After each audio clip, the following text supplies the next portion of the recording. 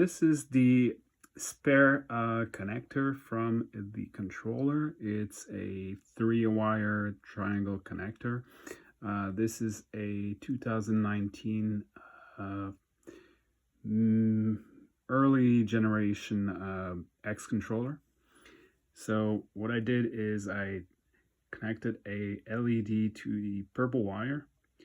The other wire is going to the ground of the bike, which is the green wire. So as you can see, this LED is blinking 6 times, meaning it's a hall sensor issue, and it does make sense because it's not connected. So it's also possible that your controller came with a 4-wire connector like this one. This is the original one, and there is a purple wire here, and it will also work.